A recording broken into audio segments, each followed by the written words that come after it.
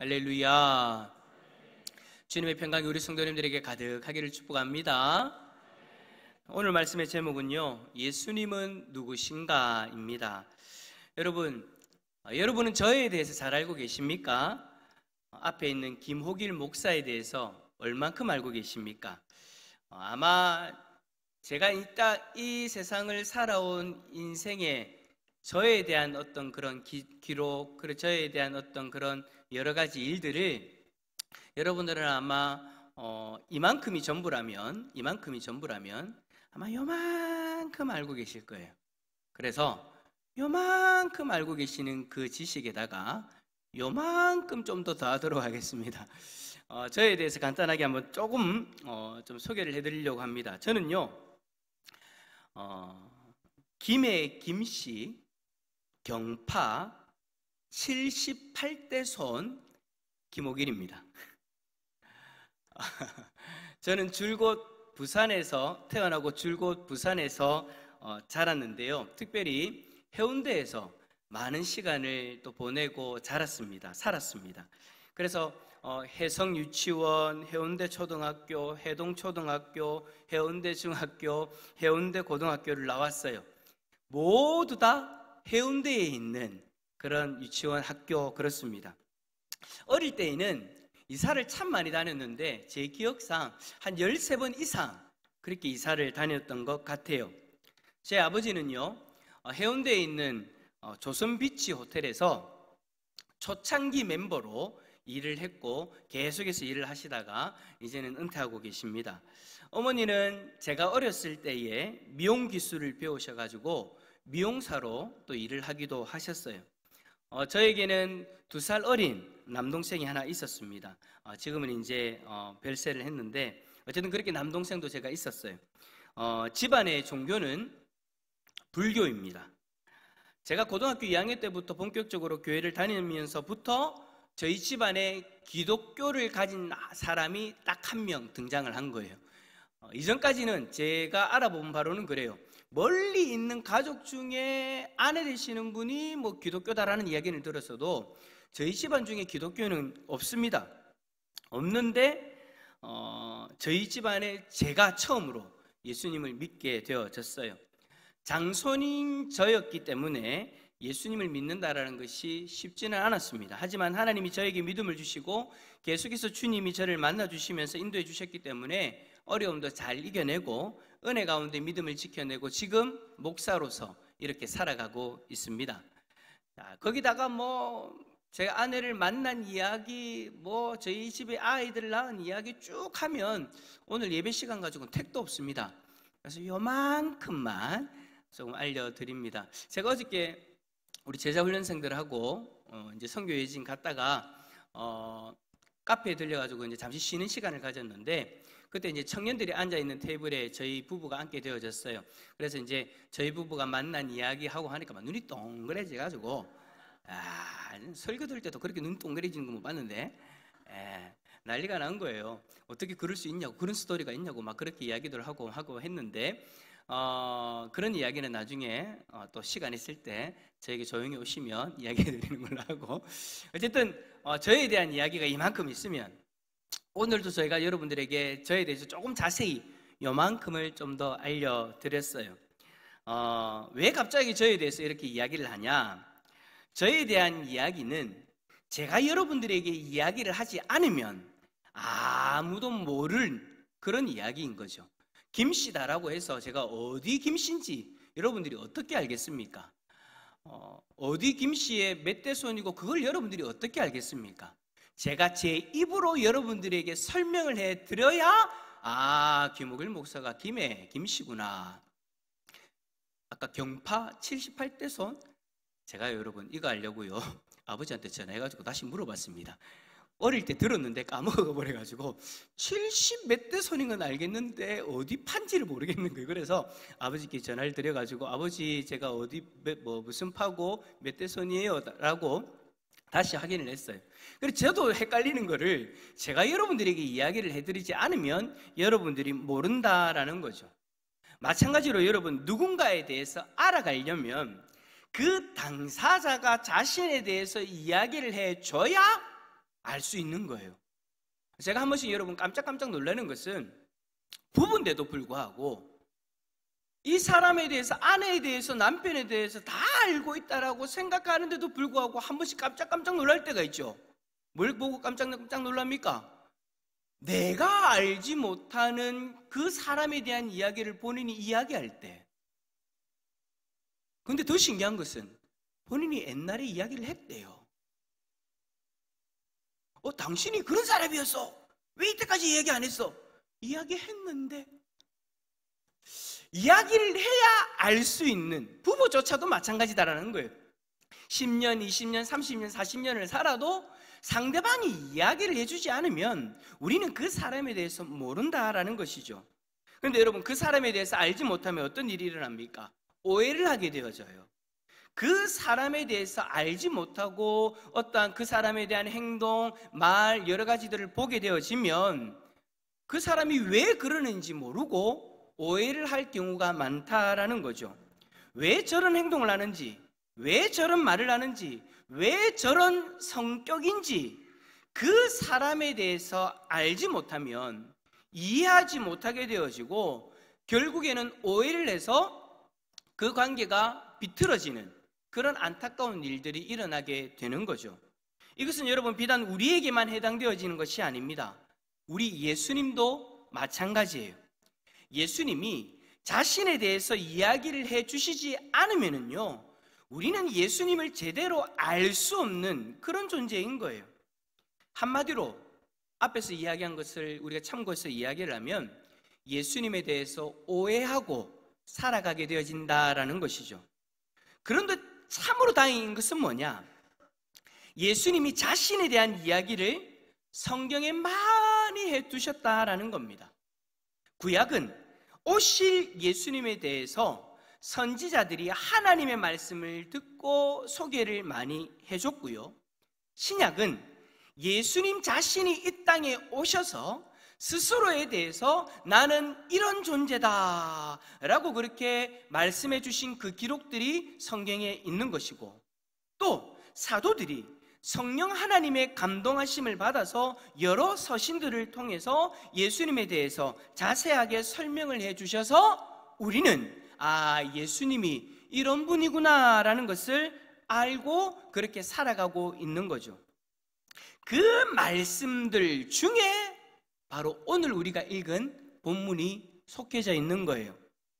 예수님에 대한 말씀들이 이만큼 있는데 그 중에 여러분 마태복음 2장에 보면 그 마태복음 2장의 말씀이, 2장에 일어나는 그 사건이 구약 미가서에서 예언되어진 그 말씀이 그대로 이루어진 것이다. 그러니까 미가서 5장에 기록되어진 예수님에 대한 그 이야기가, 그 예언이 마태복음 2장에서 그대로 성취되었다라는 것을 우리에게 보여줘요. 여러분 마태복음 2장에 보면 동방에서 온 박사들이 동방에서 온 박사들에 대한 기록이 되어져 있는데, 여러분 동방 박사들이 왜 예루살렘으로 왔습니까?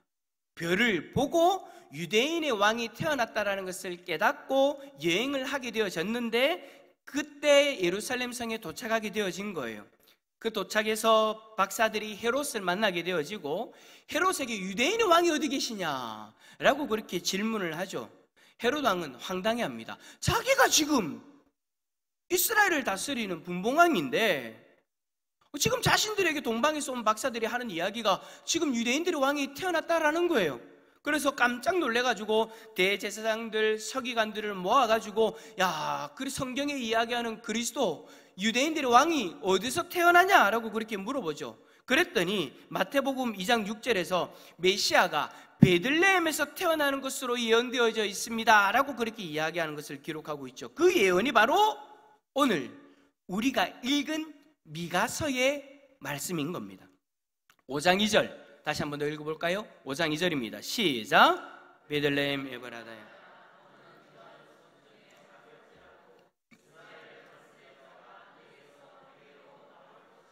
아멘. 아멘.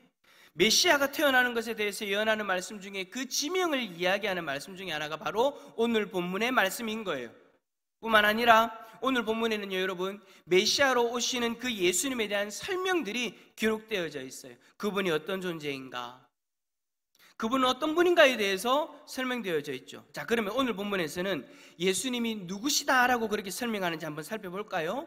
오늘 본문에서 이야기하는 예수님의 소개가 예수님의 전부다라고는 이야기하지 않습니다. 아주 제가 아까 이야기했던 것처럼 저에 대한 이야기가 이만큼인데 요만큼 이야기해드렸다면 예수님에 대한 설명이 성경에 이만큼 기록되어져 있는데 오늘 본문에 설명하는 예수님의 설명이 요만큼인 거예요. 아주 작은 설명이에요. 그런데 이 아주 작은 설명들이 모여가지고 예수님에 대한 전부의 설명이 되어지는 거죠. 그래서 우리는 작은 이 본문의 설명이라도 가볍게 여기고 지나쳐서는 안 되죠. 그래서 오늘 본문을 우리가 중요하게 여기고 예수님에 대해서 오해하지 않기 위해서 오늘 본문에 대한 예수님에 대한 설명은 어떤 내용인가 한번 살펴보려고 합니다. 첫 번째로 2절 마지막 부분에 그의 근본은 상고에 영원에 있느니라 라고 그렇게 예수님에 대해서 이야기합니다. 따라서 합시다. 그의 근본은 상고에 영원에 계십니다. 여기서 여러분 상고라고 번역되어진 히브리어는요, 영원하다라는 그런 뜻을 가지고 있어요. 그러니까 메시아의 근본, 즉 기원은 영원 전부터 있었고 앞으로 영원까지 계시는 존재다라고 그렇게 이야기를 하는 거예요. 미가 선지자는 예수님에 대해서 예언을 할 때 2절에서 먼저는 인간과 같이 베들레헴에 태어날 것이다라고 그렇게 예언을 하면서 동시에 인간과는 다른 존재임을 이야기하는 것이죠. 우리 인간은 여러분 태어남과 죽음이 분명합니다. 저는 1975년 10월 25일 오후 5시쯤 태어났습니다. 어머니가 새벽부터 들어가가지고 오후 5시에 어머니를 괴롭히다가 오후 5시에 그렇게 태어났어요.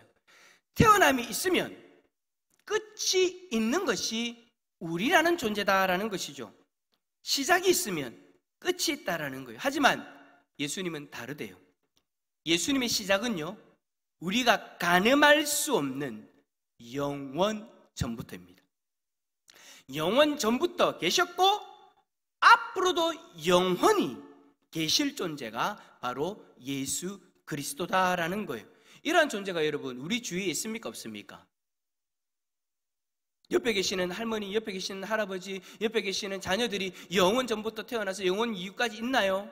없어요. 그런 존재는 여러분 우리 주위에 없어요. 우리 주위에 있어가지고 오래 살았 존재, 동물, 그런 것들도 끝이 있어요. 제일 오래 사는 동물이 뭡니까?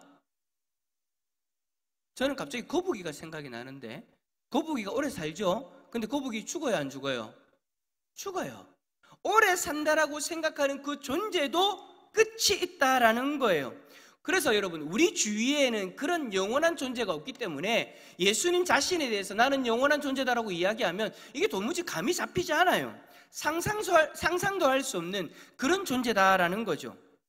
실제로 여러분 그런 존재인데, 그런 존재임에도 불구하고 성경에서는 계속해서 예수님에 대한 이러한 존재의 성에 대해서 이야기하는 구절들이요 계속해서 나와요. 요한복음 1장 1절에 태초에 말씀이 계시니라, 이 말씀이 하나님과 함께 계셨으니 이 말씀은 곧 하나님이시니라. 태초에 영원 전부터 계셨다라는 거예요. 우리가 생각하는 그 우리의 시간이 시작 그 전부터 예수님이 존재했다라는 것을 이야기하는 거죠. 골로새서 1장 17절 또한 그가 만물보다 먼저 계시고 만물이 그 안에서 함께 서느니라. 요한계시록 1장 8절에 주 하나님이 이르시되 나는 알파와 오메가라, 이제도 있고 전에도 있었고 장차 올 자요 전능한 자라 하시더라. 이처럼 여러분 예수님은 시공간에 제한받지 않는 존재로서 우리와는 다른 영원한 기원을 가지고 계시는 분이 바로 예수 그리스도이십니다. 영원에서 영원까지 존재하는 분이시다 보니까 이 모든 만물을 예수님이 다 아시겠죠. 여러분 우리가 지금까지 살아온 날들이 있기 때문에 우리가 경험한 것들 다 알고 있습니다. 경험하고 듣고 배웠기 때문에 우리는 지금의 지식을 가지고 있는 거예요. 그런데 여러분 예수님은 우리가 알지 못하는 그 영원 전부터 또 그리고 앞으로 앞으로 영원 이후에까지 그 시간들을 살으셨고 살고 계시고 앞으로 사신대요. 그러니 여러분, 예수님이 가지고 있는 그 지식은 우리가 가지고 있는 지식에 감히 비교할 수 없는 그런 지식인 거죠. 경험도 우리와는 비교할 수 없는 그런 경험들을 하셨어요. 그러다 보니까 예수님은 모든 것을 다 하시고 영원히 계시고 영원히 존재하는 분이기 때문에 모든 것을 하실 수 있는 그런 능력을 가지고 계시는 거죠. 이것을 여러분 사자성어로 뭐라고 이야기합니까? 전지전능하시다라고 이렇게 이야기를 하는 거죠. 영원 전부터 영원까지 계시는 분이시니 모든 것을 아시고 모든 것을 하실 수 있는 분이신 거예요. 그 예수님이 바로 지금 우리가 믿는 예수 그리스도이십니다. 우리 인생의 주인으로서, 우리의 구원자로서 영접하고 믿고 따르고 있는 그 예수님이 바로 이러한 존재다라는 거예요. 그 예수님이 우리와 함께 하시면서 우리 인생의 주인이 되어 주셨어요. 또 성부 하나님 앞에서 지금도 우리를 중보하고 계시죠. 뿐만 아니라 그 예수님이 우리의 인생을 인도하고 계십니다. 할렐루야. 그러니 여러분, 얼마나 다행입니까? 예수님을 믿기 전에는 우리의 인생이 어디로 갈지도 모르고 언제나 불안함 속에서 살아왔는데 이제는 전지전능하신 예수님의 인도로 우리의 종착지인 저 천국을 향해 인생의 항해를 하고 있지 않습니까? 그러므로 여러분, 우리는 불안함보다 인생의 소망을 가지고 살아가야 되는 그런 존재인 거예요. 영원 전부터 계셨고 영원히 존재하시는 그 예수님이 우리의 인생을 함께 하시면서 우리의 인생을 붙들고 인도하고 계시니 여러분, 우리는요 그 예수 그리스도로 말미암아 소망을 가지고 그 예수 그리스도로 말미암아 천국을 바라보고 그 예수 그리스도로 말미암아 지금의 인생을 행복하게 살아가면 되는 그런 존재라는 거 여러분 꼭 기억하시고 날마다 행복한 삶을 살아갈 수 있기를 축복합니다. 그렇게 살아갈 수 있기를 축복합니다.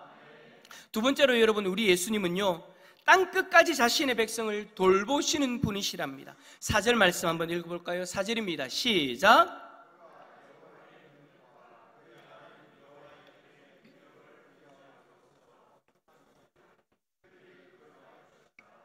이제 그가 창대하여 땅끝까지 미치리라. 아멘.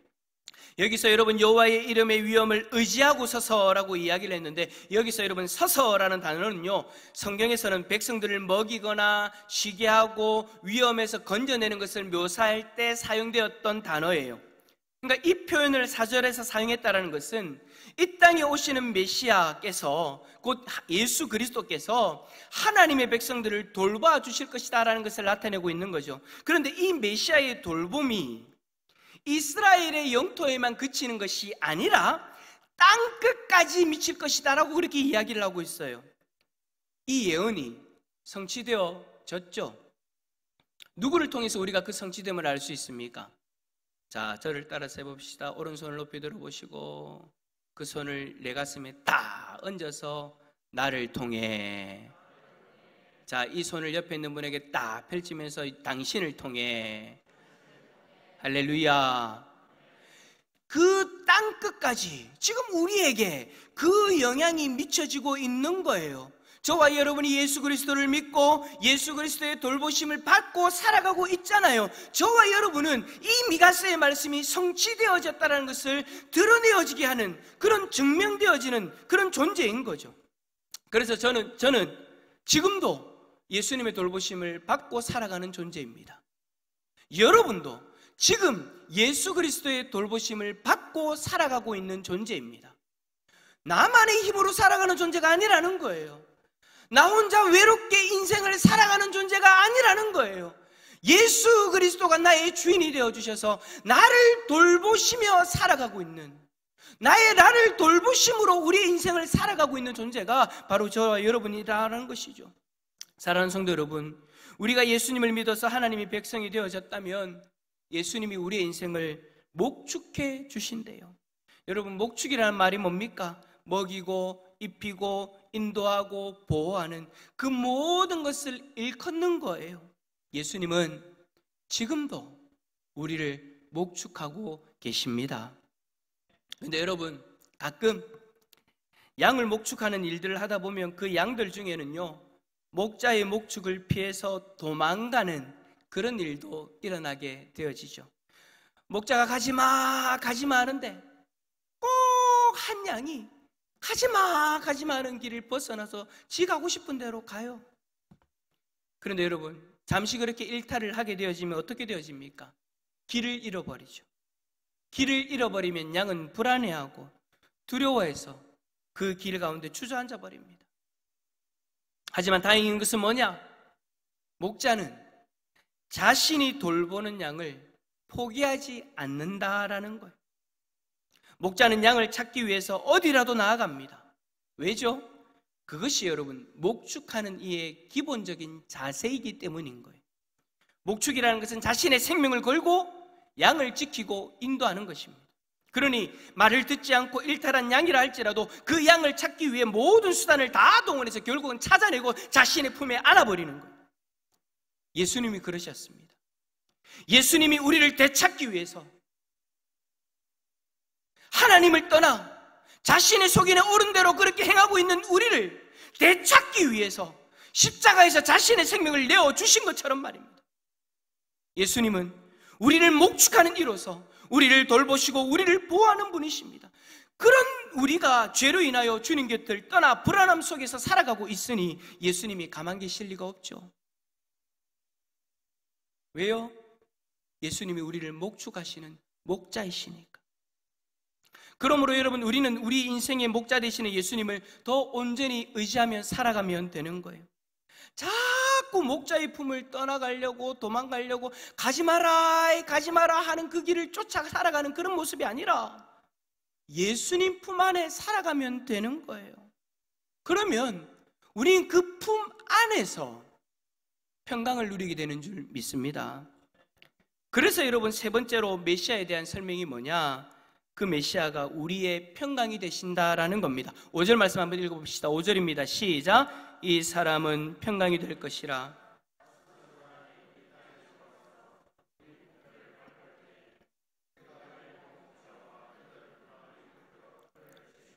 아멘. 그렇습니다. 여러분, 예수님은 앞선 말씀들처럼 영혼부터 영혼까지 세상 끝까지 흩어져 있는 자신의 백성들을 다스릴 때에 그 백성들에게 평강이 되어 주신다라고 그렇게 이야기를 하고 있는 거예요. 5절에서는 대적 아수르를 치는 장면을 이야기하죠. 이 말씀이 지금 우리에게는 자신의 백성에게 평강을 주시기 위해서 죄악의 권세인 사단의 머리를 깨시는 그 예수님을 바라보게 하시는 거예요. 예수님은 인류의 원수된 죄로 인하여 죽음을 두려워하는 사람들을, 우리들을 구원하여 주셔서 천국 소망을 가질 수 있도록 해 주셨습니다. 그 천국의 소망을 가진 하나님의 백성들은 예수님께서 천국에서 친히 구원받은 성도들 눈에서 눈물을 닦아주심으로 다시는 사망이나 애통하는 것이나 곡하는 것이나 아픈 것이 있지 않는 온전한 평강을 누리게 주신다라고 말씀하고 계시는 거예요. 이것에 대해서 요한계시록 21장 4절에서 그렇게 예언하고 계시죠. 그렇습니다. 예수님은 우리에게 평강이 되십니다. 우리가 평강 되시는 예수님 품 안에 거하게 되어지면 우리는 이 평강을 누릴 수 있는 거예요. 그래서 여러분, 제가 설교를 시작할 때마다 똑같은 이야기를 합니다. 주님의 평강이 여러분들에게 넘치기를 축복합니다. 그런데 여러분, 이 축복이요, 막연한 축복이 아니는 거예요. 그냥 되지 않을 일을 되었으면 좋겠다라고 이야기하는 것이 아니라는 거예요. 이 평강은 그리스도 안에서 우리에게 약속되어져 있는 평강입니다. 그래서 그렇게 축복하면 우리가 당연히 누릴 수 있는 평강을 강조하는 거예요. 예수님이 우리에게 온전한 평강이 되시고 이 평강을 주시는 분이시기 때문에 우리는 이 평강을 바라보고 누릴 수 있는 거죠. 주님은 우리에게 평강을 주시기를 원하시는 분이세요. 그래서 우리 자신의 생명을 우리에게 내어주시기까지 하신 것이죠. 여러분, 우리는 우리의 목자 되시는 주님 앞에 거해야 이 평강을 누릴 수 있습니다. 그런데 어떤 이들 앞에서 이야기했던 것처럼 자꾸 세상 속에서 이 평강을 찾으려고 해요. 세상에 뭔가를 소유해야, 내가 원하는 뭔가가 내 손에 쥐어져야 평강을 누릴 수 있다고 생각하고 아둥바둥 그렇게 세상 가운데 살아갑니다. 그런데 여러분, 죄송하지만 세상에서는 그 평강 찾을 수 없을 겁니다. 뭔가 그것을 통해서 평강이 주어진 것 같은데 또 곧 사라져 버리죠. 세상에서 주는 평강은요, 한계가 있어요. 그런데 예수 그리스도 안에서 누리는 평강은요, 그것과는 달라요. 이 평강은 여러분, 세상이 줄 수 없는 평강입니다. 그래서 여러분, 우리는 어떻게 해야 되느냐? 어떻게 해서든 예수님 안에 머물라고 노력해야 되는 거예요. 예수님 품을 떠나서는 안 돼요. 어떻게 해서든 예수님 안에 머물려고 해야 되는 거예요. 어떻게 해서든 예수님 안에 머물러야 우리에게 약속되어져 있는 이 평강을 누릴 수 있는 것입니다. 이 평강이 우리 성도님들에게 가득하기를 축복합니다. 우리 옆에 있는 분에게 그렇게 이야기해 줍시다. 웃자 등강 예수님 안에 계세요. 시작. 할렐루야. 그래요, 여러분. 우리 예수님은 누구십니까? 세상 사람들은 예수님에 대해서 그냥 단순히 좋은 선생님, 성자 중에 한 명 그렇게 이야기하는데 우리는 절대 그렇게 동의할 수 없습니다. 오늘 본문에서 메시아이신 예수님에 대한 예언만 봐도 그렇습니다. 예수님이 우리와는 다른 존재라는 거예요. 좋은 선생님, 성자 중에 한 명 아니라는 거예요. 그 말 동의할 수 없습니다. 예수님은 우리와 같은 인간의 모습을 입고 완전한 인간으로 이 땅에 오셨으면서 동시에 영원 전부터 영원까지 존재하시는 완전한 신이십니다. 그리고 예수님은 땅끝까지 자신의 백성을 찾으시고 돌보시며 인도하는 분이십니다. 그리고 우리에게 완전한 평강을 주시는 분이십니다. 이러한 존재가 어떻게 여러분 그냥 좋은 선생님이고 성자 중에 한 명이라고 치부해버릴 수 있겠습니까? 그런데 참 안타까운 것은 신앙생활을 한다고 하시는 분들 중에도 예수님에 대해서 이렇게 생각하시는 분들이 실제로 계시더라고요. 교회도 오래 다녔고 직분도 있는데 예수님을 우리와 같은 존재로만 바라보는 거예요. 그분은 예수님에 대해서 오해하고 계시는 거죠. 간절히 바라기는 여기에 있는 우리 모든 성도님들을 예수님을 온전히 바라볼 수 있기를 축복합니다. 성경에서 우리에게 보여주는 그 예수님에 대해서, 성경에서 우리에게 이야기해주고 있는 그 예수님에 대해서 온전히 바라보고 그 예수님을 경험하고 그 예수님과 동행할 수 있기를 예수 그리스도의 이름으로 축원합니다.